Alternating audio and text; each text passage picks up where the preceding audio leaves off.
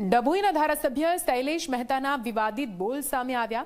ભાજપમાં જોડાઓ તો જ ગ્રાન્ટ મળે, આ પ્રકારના બોલ આ નેતાના સામે આવ્યા છે। વિપક્ષમાં હોય તો ગ્રાન્ટ ન મળે। ડભોઈમાં સ્નેહ મિલન કાર્યક્રમમાં જાહેર મંચ પરથી આ પ્રકારનું નિવેદન આપવામાં આવ્યું છે। હું ધારાસભ્ય બન્યો પછી જ નગરપાલિકા, તાલુકા પંચાયત અને જિલ્લા પંચાયતની બેઠકો વધી છે। લોકો ડભોઈને દુબઈ બનાવવાની વાતો કરતા હતા।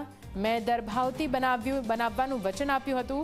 સ્નેહ મિલનનો ઓડિયો ભાજપના કોઈ કાર્યકરે વાયરલ કર્યો છે। મીડિયા ન હોય ત્યારે બોલવાની મજા આવે છે તેવું પણ શૈલેષ મહેતાએ કહ્યું।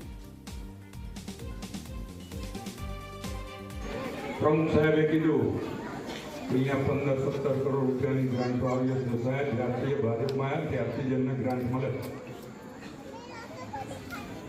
સ્વાભાવિક છે ને। આપણી વિરુદ્ધ હોય તો ગ્રાન્ટ કઈને મળે આટલી વાર? અહીંયા તો મીડિયા નથી આજે એટલે જરા બોલવાની થોડીક મજા આવે। અને મેં પણ મૂક્યો તો દરભાવતી નગરીમાં ત્યારે કીધેલું લોકો ડભોઈને દુબઈ બનાવવા માંગે છે, હું દરભાવતી બનાવવા।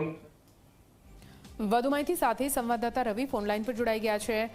રવિ, ડભોઈના ધારાસભ્ય શૈલેષ મહેતાના વિવાદિત બોલ સામે આવ્યા છે, અનેક સવાલ ઉઠાવી રહ્યા છે, શું કઈ માહિતી, કયો કાર્યક્રમ હતો આ? બિલકુલ વાત કરવામાં આવે નિધિ તો ડભોઈમાં સ્નેહ મિલનના કાર્યક્રમમાં ધારાસભ્ય શૈલેષ મહેતા દ્વારા મંચ પરથી વિવાદિત નિવેદન આપવામાં આવ્યું છે। તેમને જિલ્લા પ્રમુખ રસિક પ્રજાપતિની હાજરીમાં આ નિવેદન આપ્યું છે કે જેમાં તેમણે સ્પષ્ટ કીધું છે કે તાલુકા પંચાયત, જિલ્લા પંચાયતના સભ્યો ભાજપમાં જોડાઓ તો જ તેમને વિકાસ માટે ગ્રાન્ટ મળશે, વિપક્ષમાં હોય તો ગ્રાન્ટ ન મળે, તે પ્રકારની તેમને વાતો કરી છે। એટલે ક્યાંક અહીંયા કહી શકાય કે સ્પષ્ટ કહ્યું છે કે જે લોકો સત્તાધારી પાર્ટી સાથે જોડાશે તેમના જ કામો થશે ને જે લોકો વિપક્ષમાં હશે તેમના કામ નહીં થાય, તે પ્રકારની વાત તેમને જાહેર મંચ પરથી કરતા વિવાદનો મધપૂડો છંછેડાયો છે। મહત્વની બાબત છે કે તેમણે એ પણ કીધું કે જ્યારે તેઓ ધારાસભ્ય બન્યા પછી જ નગરપાલિકા, તાલુકા પંચાયત અને જિલ્લા પંચાયતની બેઠકો ડભોઈ મત ક્ષેત્ર વિસ્તારમાં વધી છે। સાથે જ કેટલાક લોકો ડભોઈને દુબઈ બનાવવાની વાતો કરતા હતા, તેની જગ્યા પર તેમને દરભાવતી બનાવવાનું વચન આપ્યું હતું, તે દિશામાં તે કામ કરી રહ્યા છે। મહત્વની બાબત છે કે આ જે આખો નિવેદનનો વિડીયો છે તે ભાજપના જ કોઈ કાર્યકર્તા દ્વારા સોશિયલ મીડિયામાં વાયરલ કરવામાં આવ્યો છે।